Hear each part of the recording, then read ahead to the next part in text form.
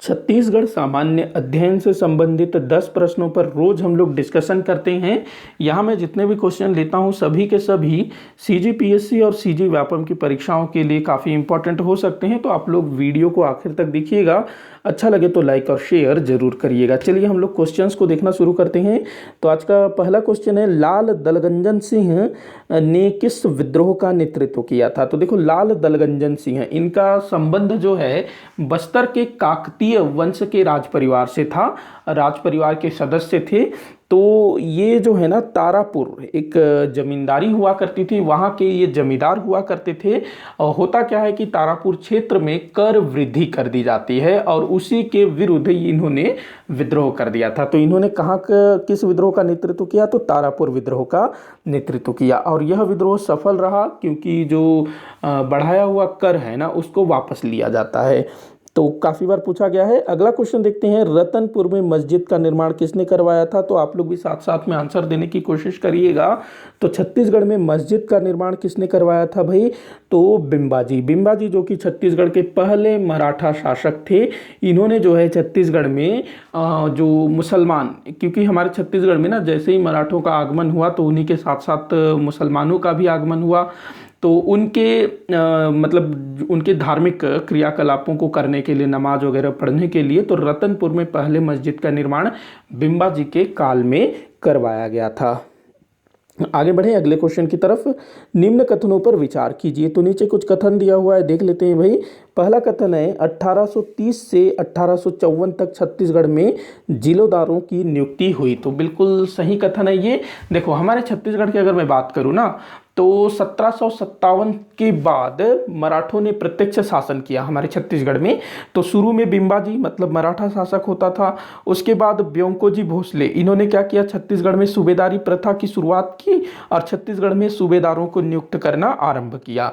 इसके बाद 1818 से 1830 तक छत्तीसगढ़ पर अप्रत्यक्ष रूप से अंग्रेजों का शासन था और इस बीच अंग्रेजों ने ब्रिटिश अधीक्षकों की नियुक्ति की 12 वर्ष तक। उसके बाद 1830 से लेकर के ना 1854 तक छत्तीसगढ़ में पुनः मराठा शासन स्थापित हुआ और इस बीच जो है छत्तीसगढ़ में जिलेदारों की नियुक्ति की गई। तो ये आपको ध्यान में रखना है। उसके बाद 1854 के बाद छत्तीसगढ़ जो है ब्रिटिश साम्राज्य का अंग बना लिया जाता है। उसके बाद फिर इसमें अंग्रेज प्रत्यक्ष शासन करना शुरू करते हैं। तो पहला कथन बिल्कुल सही है। अगला दिया है, प्रथम जिलेदार कृष्णा राव थे। तो बिल्कुल सही है, पहले जिलेदार कृष्णा राव थे और आखिरी जिलेदार गोपाल राव थे। अगला दिया हुआ है तीसरा, जिलेदारों की नियुक्ति अंग्रेजों द्वारा होता था।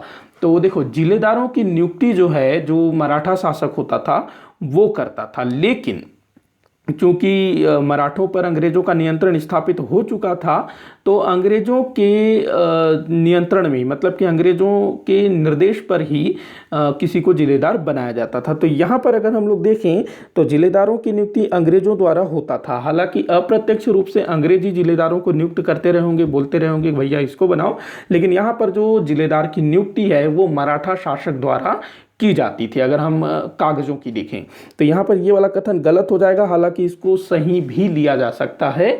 तो यहाँ फिलहाल के लिए हम लोग जो है आंसर ले लेंगे 1 और 2।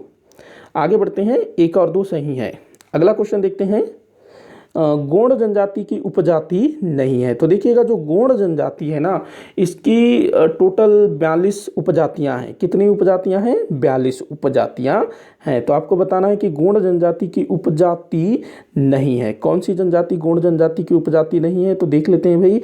मुरिया तो है, उसके बाद भतरा नहीं है, हलबा नहीं है, उसके बाद दोरला, ये नहीं होना चाहिए। एक मिनट, सॉरी, इसको थोड़ा सा हटाते हैं। पहले कौन कौन सा है वो देख लेते हैं। मुरिया है, हाँ मुरिया तो है गोंड जनजाति की उपजाति। भतरा नहीं है, हलबा भी नहीं है। मुझे इन दोनों में डाउट है, एक बार ऑप्शन देख लेते हैं। तो 2-3 तो ये हो सकता है, ये नहीं, हाँ यही होगा, क्योंकि बाकी में एक दिया हुआ है ना। तो एक मुरिया तो भाई है स्पष्ट।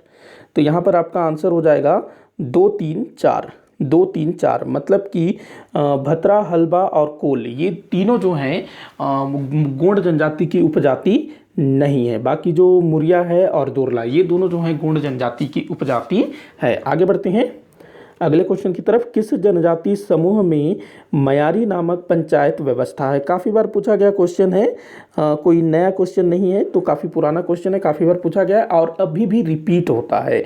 तो मयारी नामक पंचायत ये उर्रांव जनजाति में देखने को मिलता है। ये इनका एक तरह का जातीय पंचायत है जो कि इन्हीं की जाति में देखने को मिलता है, मयारी। आगे बढ़ते हैं अगले क्वेश्चन की तरफ। गोंड जनजाति की कितनी उपजाति है? तो भाई मैंने अभी बताया कि गोंड जनजाति में टोटल 42 उपजातियां हैं। वैसे ना हमारे छत्तीसगढ़ में टोटल 42 नहीं है, माफ़ी चाहूँगा, 41 कितनी है? 41। हमारे 41 गोंड जनजाति की जो उपजाति है ना, ये 41 है। पीछे भी आप लोग सुधार लीजिएगा। तो गोंड जनजाति की उपजाति कितनी है भाई? 41। हमारे छत्तीसगढ़ में कुल जनजातियां जो निवास करते हैं उनकी संख्या है 42 जनजातियां निवास करती हैं, जिनमें से एक गोंड भी है। और ये जो 42 जनजातियां हैं ये 161 उपजातियों में बटी हुई है। देखो, एक होगा जाति, ये मान लो एक जाति है और इस जाति के अंतर्गत जो है छोटी छोटी उपजातियां होंगी। जैसे कि गोंड जनजाति के अंतर्गत मुरिया जनजाति है, उसके बाद दोरला जनजातियां है, माड़िया जनजाति है, अबुझमाड़िया जनजाति है। ये सब जो है गोंड जनजाति की उपजातियां हैं। तो हमारे छत्तीसगढ़ में टोटल 42 जनजातियां और उनकी 161 उपजातियां। वहीं अकेली गोंड जनजाति की 41 उपजातियां देखने को मिलती है। समझ गए होंगे आप इस चीज़ को।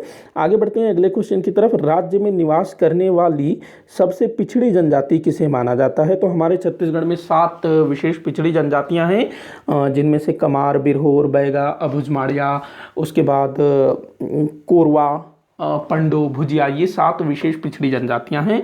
इन 7 में से भी ना जो सबसे भयानक वाली पिछड़ी जनजाति है वो है अबुझमाड़िया जनजाति। अबुझमाड़िया जनजाति जो कि गोंड जनजाति की ही एक उपजाति है। और जो अबुझमाड़िया जनजाति है इनका संकेंद्रण नारायणपुर जिले के अबुझमाड़ क्षेत्र में देखने को मिलता है। और इनका जो क्षेत्र है ना अबुझमाड़, भाई वो आज भी अबुझ है। मतलब ये जो अबुझमाड़िया है ना, अबुझमाड़, इसको इसीलिए अबुझमाड़ नाम दिया गया क्योंकि इस क्षेत्र को अभी तक उतनी अच्छी तरीके से जाना नहीं गया है। तो अबुझ है आज भी यह क्षेत्र। और कुछ वर्ष पहले तक तो भाई अबुझमाड़ क्षेत्र में बाहरी लोगों का प्रवेश प्रतिबंधित था। तो ये लोग बहुत ज़्यादा पिछड़े हैं, ध्यान रखेंगे। आगे बढ़े अगले क्वेश्चन की तरफ। बैगा व कंवर जनजाति की मिश्रित जनजाति है। तो देखो, बैगा और कंवर जनजाति, तो इन दोनों में जो है वैवाहिक संबंध होता है बैगा और कंवर जनजाति में। तो लंबे समय से यह चीज़ चला और बैगा और कंवर जनजाति से विवाह के बाद जो संतान हुई है ना, तो वो भैना कहलाए। क्या कहलाए? भैना। कंवर और बैगा के मिश्रित जनजाति को भैना कहा गया।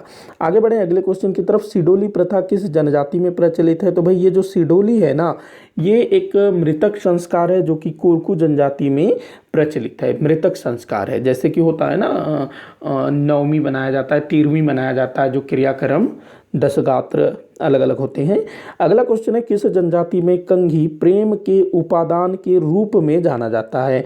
मतलब कि किस जनजाति में जो कंघी है उसको जो प्रेमी प्रेमिका है वो एक दूसरे को प्रेम की निशानी के रूप में भेंट करते हैं। तो ये किस जनजाति में है? तो मुरिया जनजाति में जो कंघी है वो प्रेम के उपादान के रूप में जाना जाता है। तो इसी के साथ आज का ये वीडियो यहीं पर समाप्त होता है। आप लोग मुझे कमेंट बॉक्स में बताइएगा कि आपसे कितने क्वेश्चन सॉल्व हुए है। किसी भी क्वेश्चन में कोई भी डाउट हो तो ज़रूर बताइएगा ताकि मैं उसको सॉल्व कर सकूं। वीडियो को आखिर तक देखने के लिए बहुत बहुत धन्यवाद।